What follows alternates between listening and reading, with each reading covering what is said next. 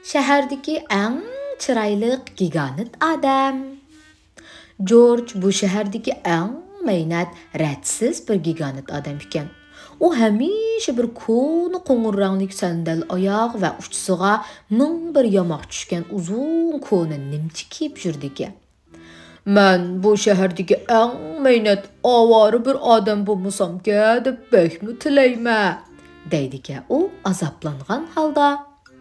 Bir günü George bir yeni kiyim-kechak do'kkini tepib Onun içinde şundaq çiraylıq, türlü kiyim-kechaklar bor ekan, ham cho'ng kiyimlar bor ekan. Shuning bilan o kiyim setib olibdi. O bir pitchat ko'ylak, bir belvoq, bir jup paqrab turadigan chiroyli xurum oyoq, chiroyli galstuk, chiroyli ishton, chiroyli olmos naqshlik paypoq setib olibdi. Endi men bu şəhərdəki ən chiroyli giganit adam boldum, debdi u iftixarlanğan halda. George özünün konu kiyimlerini dükkanda tashlab qo'yib, dükkandan chiqibdi. O uyga qaytib atgan chog'da bir ovozni anglab qopdi. Yo'lda bir zirapa azoblangan holda öksüb yig'lab atgan ekan. "Sana nim bo'ldi?" deb so'rabdi George. "Mening bo'ynim", debdi zirapa javob berib. "Bo'ynim bek uzun bo'lg'achqa, bekli to'lab ketyapti-ma. Shunga mening bir tal issiq ham uzun sharpam bo'lsa deb bek umid qilaman." "Ruhliq bo'lg'in", debdi George. O'zining bo'yindagi yo'lliq galstukini yechib, "Ishqilib bu galstukum paypoqim bilan toza moslashmaydi. Buni sen taqg'in." O shundoq deb galstukini zirapaning bo'yniga yugab, o'rab qo'yibdi. Bu bir to'limi chiroyli sharpa bo'pti. "Rahmat sana", debdi zirapa. George o'zicha g'ingshib naqshi etib uyga qarab minibdi.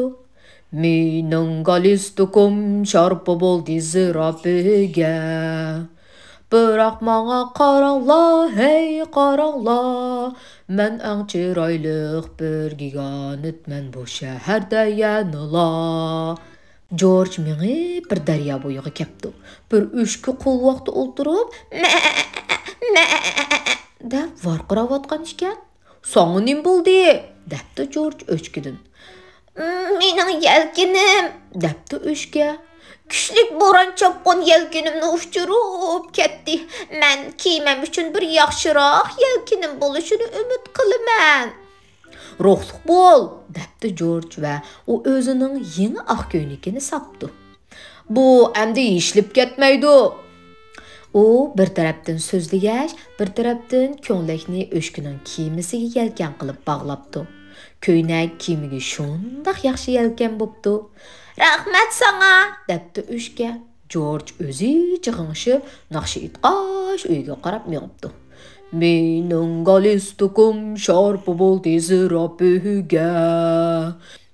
Mening ko'nglim yelkan bo'ldi bir o'shkiga.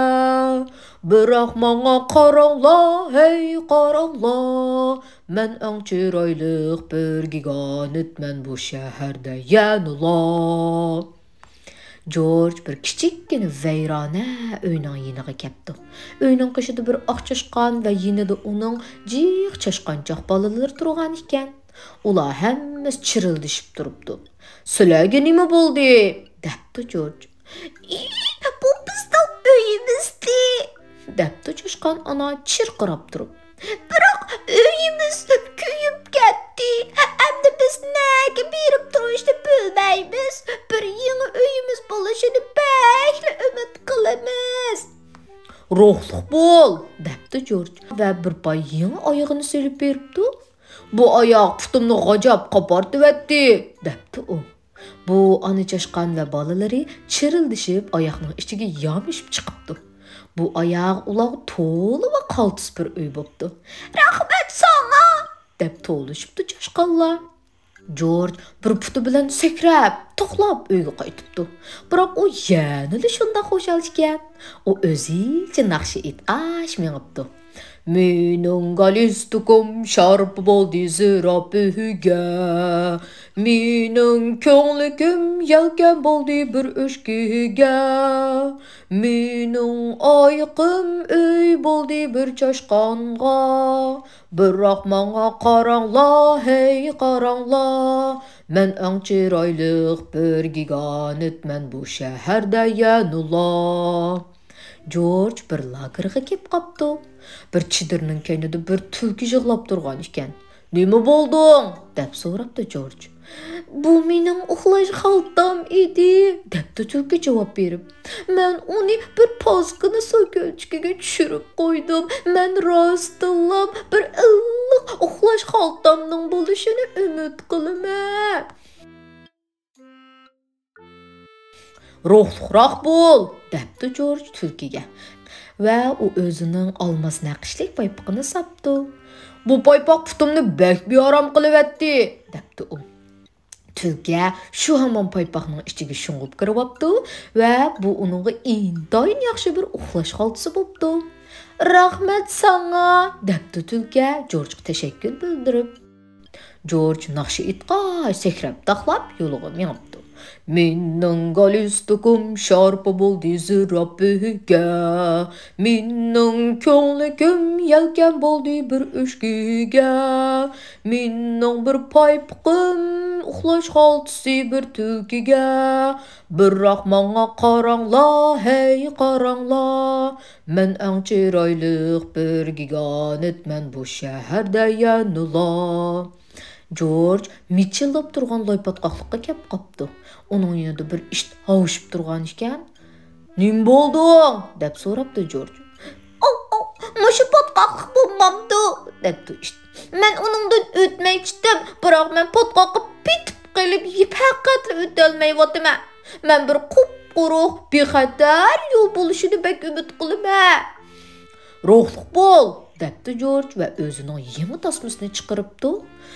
"Bu tasma qo'rsqimni tozimi siqyapti", debdi u. Bu tasma endi patqoqdan o'tadigan yo'l bo'pti. "Rahmat sana", debdi kuchib tashakkur etib. Shamol chiqishga boshlabdi. Biroq George parvo qilmabdi. U naqshi itqa yo'liga minibdi. "Mening galstukum sharpa bo'ldi zirabiga. Mening ko'nglim yelkan bo'ldi bir o'shkiga. Mening bir boy oyiqim uy bo'ldi kichik choshqonga. Mening bir paypoqim uxlash xaltasi bo'ldi bir tulkiga. Mening tasmam yo'l bo'ldi kichikning patqoqdan o'tishiga. Biroq menga qaranglar, hey qaranglar. Men eng chiroyliq bir gigantman bu shaharda yanula." "Ishtunim tizimga siyrilib ketdi-ku. Men bu shahardagi eng to'nglab ketgan bir gigant odam." George'ning shu topda tuyuqsizlik ko'ngli yerim bo'lib ketibdi.